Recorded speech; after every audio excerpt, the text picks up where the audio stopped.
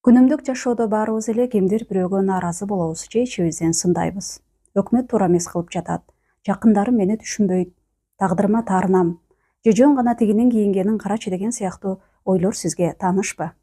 Бирок биз көбүнчө өзүбүздүкүн байкабай башкаларды түзөткүбүз келе берет. Дайыма бирөөнү сындаган адамдар психологиялык деңгээлде өздөрүн гана эң акылдуу, эң туура деп эсептешет. Башкача айтканда, бул ички текебердиктин белгиси. Сын айтуу менен биз башка адамдын тандаган жашоосуна, анын жеке дүйнөсүнө уруксатсыз кол салган болобуз.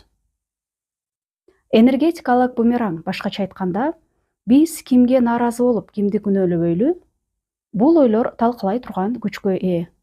Биз бирөөгө терс энергия багыттаганда, түпкү аң сезимибизди өзүбүздү өзүбүз жок кылуу программасын ишке ашырабыз. Башкача айтканда, зыяндууну башкага чачып, бирок өзүбүз жуткандай болобуз. Оорунун тамыры кайда? Сиздин мүнөзүңүз менен ден соолугуңуз түз байланышта. Маселен, муун жана тамак оорулары көбүнчө дайыма сын айтып нааразы боло берген адамдарда көп кездешет. Ревматизм — бул өзүнө жана бирөөгө ичи жылыбаган, өз пикирин гана туура деп билген, башкалардын оюн такыр кабыл албаган, өтө жөр, катаал адамдардын оорусу. Мындай адамдардын ички мен деген сезими эгосу ушунчалык чоңоюп кеткендиктен, алар өздөрүн дүйнөнүн борбору сезип алышат. Башкалардын жашоосуна кийлигишүүгө, аларды сындоого эч кимибиздин укугубуз жок. Эгер денеңиз сак, өмүрүңүз тынч болсун десеңиз, айланага сын көз менен эмес, кабыл алуу жана түшүнүү менен караганды үйрөнүшүңүз керек. Эмне үчүн сындоо зыян? Өзүбүздөн баштайлы. Көбүнчө биз жакшы ниет менен кимдир бирөөнү сындайбыз. Бирок бул жакшы ниеттер чындыгында эмнеге алып келерин ойлонуп көргөнсүзбү? Валерий Синельниковдун «Ооруңду сүйүп үйрөн» китебинде сынга болгон көз карашыңызды түп тамырынан бери өзгөртө турган аныктамалар берилген. Биз кимдир бирөөнү мейли ал жакын адам болобу же өкмөт болобу сындаганда, анын жакшырышын каалайбыз. Ниетибиз сонун. Бирок ага жетүү ыкмаларыбыз кандай? Сын бул энергетикалык кол салуу. Ар бир адам өзгөчө дүйнө. Кимдир бирөөнү өзгөртүүгө аракет кылуу менен биз ага маалыматтык энергетикалык деңгээлде кол салабыз. Сиздин бирөөгө болгон нааразычылыгыңыз — бул агрессия. Ал эми агрессия ар дайым жооп иретинде агрессияны жаратат. Биз өз дүйнөбүздү өзүбүз түзөбүз жана жашообузга белгилүү адамдарды жана окуяларды тартабыз. Демек биздин башкаларды сындаганга кандай укугубуз бар?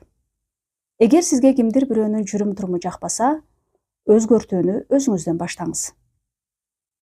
Тышкы окуялар — бул сиздин ишенимдериңиздин жана ойлоруңуздун чагылышы.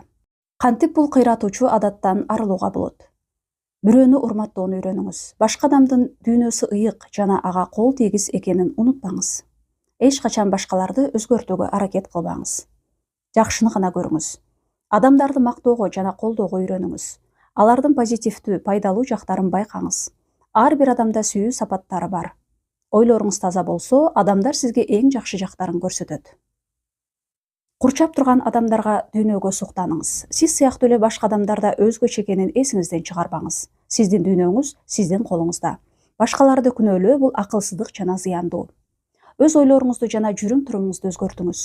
Ошондо айланаңыз дагы дүйнө өзгөрөт. Жаңы ойлор жаңы окуяларды жаратат. Кабыл алууну үйрөнүңүз. Башка адамдарды, башка дүйнөлөрдү, системаларды, модельдерди кабыл алыңыз.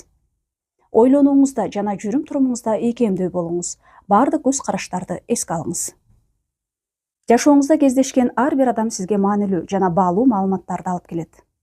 Биз текебердиктен улам муну байкабайбыз. Башкаларга сыйлабастык көрсөтүү менен эң биринчи кезекте өзүңүздү сыйлабаганыңызды билдиресиз. Сындоодон баш тартып, сүйүү жана кабыл алуу жолун тандаңыз. Ааламдын жакшырышына салым кошуңуз. Сиз бүтүндүн бир бөлүгүсүз.